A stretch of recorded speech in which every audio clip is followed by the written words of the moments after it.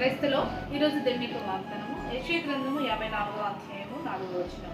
భయపడకము, నువ్వు సిగ్గుపడనక్కర్లేదు. దేవుడి వాక్యం నిలిచిందాక. అవునండి, దేవుడు చెప్తున్నాడు, ఎవరు కూడా భయపడకండి. సిగ్గుపడాల్సిన పని అంతకన్నా లేదు.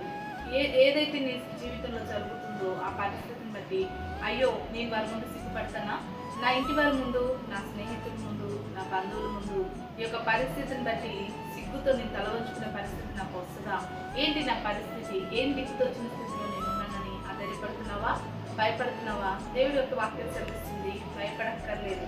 ఎందుకంటే నేను సిగ్గుపరిచే దేవుడు నీ దేవుడు కాదండి.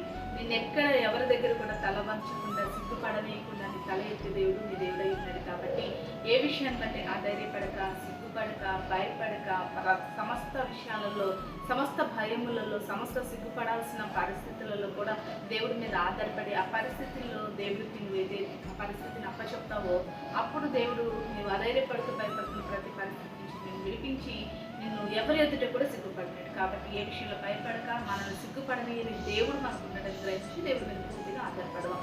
అటు రీతిగా దేవుడు ఎందుకు జీవించిందా ఆమె ప్రార్థన చేసుకున్నామండి. సకల ఆశీర్వాదాలు కారణభూతమైన మా ప్రియపడుతుందండి. ఎప్పుడు ప్రార్థనలు చేసిన ప్రతి బిడ్డని జ్ఞాపకం చేసుకో.